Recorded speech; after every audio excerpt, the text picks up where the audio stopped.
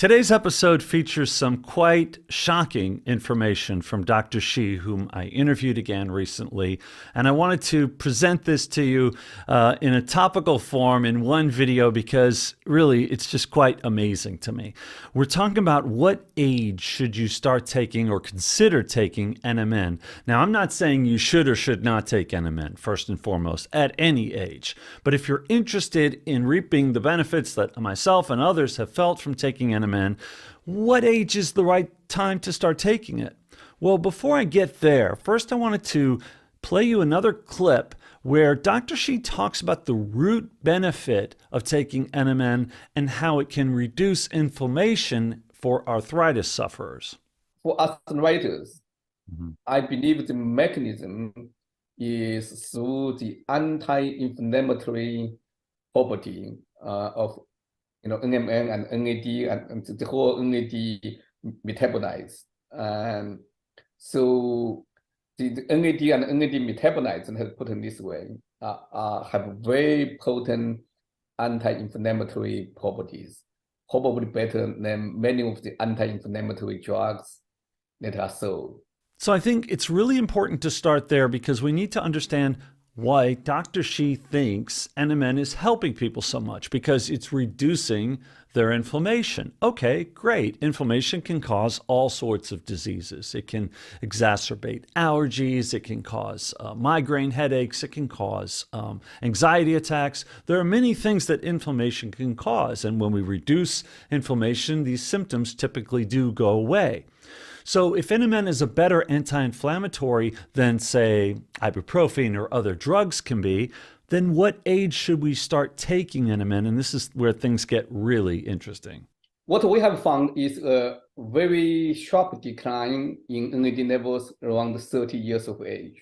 Some people in their late 20s, some in their early 30s. I think many people in their 30s probably do need to consider taking Nmn or other NAD supplements. I don't want to be just an Nmn guy, and Nmn, I like Nmn better, but if you like NR, it's okay with me. But you need to get your NAD levels optimized.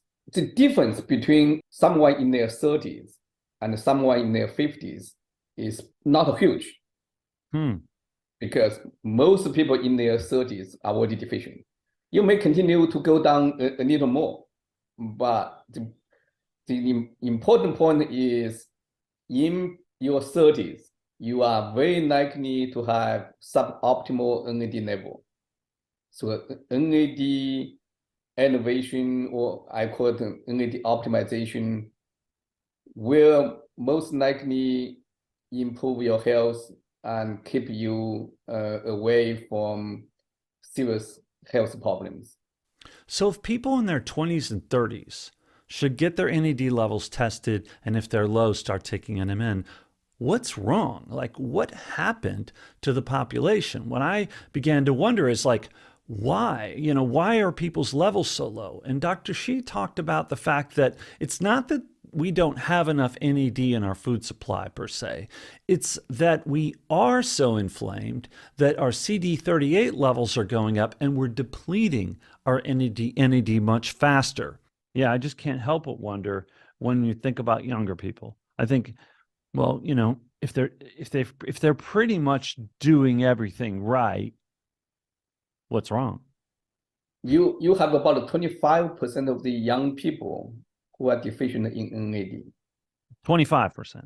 25%. There's a lot of people like me, and I'm less so than I was a year or two ago. But a lot of my audience, someone pops up and they say, I'm 27 and my energy is really low. Should I try this?